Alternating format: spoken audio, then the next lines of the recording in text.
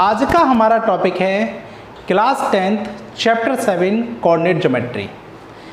पहले हम coordinate geometry के इंट्रोडक्शन के बारे में पढ़ेंगे, उसके फॉर्मूलाज को ध्यान से समझेंगे, क्योंकि जब तक हमें फॉर्मूला समझ में नहीं आएंगे तब तक हम क्वेश्चन सॉल्व नहीं कर सकते।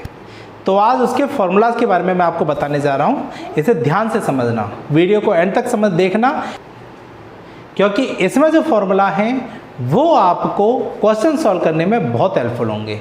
तो ध्यान से देखना।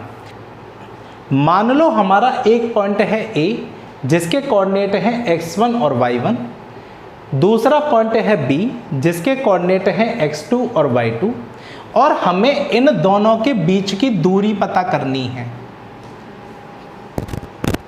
जब हमें इनके बीच की दूरी पता करनी है तो हम यहाँ डिस्टेंस फॉर्मूला लगाते हैं, और हमारा डिस्टेंस फॉर्मूला होता है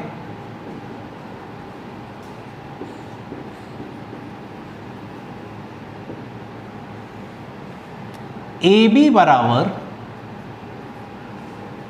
रूट x2 माइनस x1 का स्क्वायर y2 माइनस y1 का स्क्वायर। तो अगर हमें ए बी के बीच की दूरी पता करनी है तो ये हमारा x1 y1 है और ये हो जाएगा s2 y2। तो हम क्या करेंगे, x2 में से x1 को घटाकर उसका square plus y2 minus y1 का स्क्वायर। समझ आ गया। दूसरा है, मान लो कि ये पॉइंट ओरिजिन है। ओरिजिन हम जानते हैं उसके कोऑर्डिनेट 0,0 होते हैं। तो मान लो ये पॉइंट ओरिजिन है और ये कोऑर्डिनेट है x और y, और आपको ओरिजिन से दूरी पता करनी है। कहाँ से? ओरिजिन से। तो हम डायरेक्ट फॉर्मूला लगा सकते हैं, x square plus Y square, X square plus Y square. अब यहीं पर हम तीसरा फॉर्मूला लेते हैं कि मान लो एक पॉइंट है ए, एक पॉइंट है बी। ए के कोऑर्डिनेट्स हैं x1 y1, बी के हैं x2 y2। ठीक है। इसे एक पॉइंट C है जो इसको काट रहा है m1 रेशियो m2 में। कौन से रेशियो में? m1 रेशियो m2 में।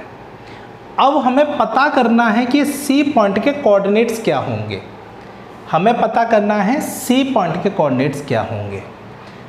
तो C के कोऑर्डिनेट्स निकालने के लिए जो फॉर्मूला होगा m1 x2 plus m2 x1 upon m1 plus m2, ये होगा इसका x निकालने का फॉर्मूला। y निकालने का formula m1 y2 m2 y1 upon m1 plus m2।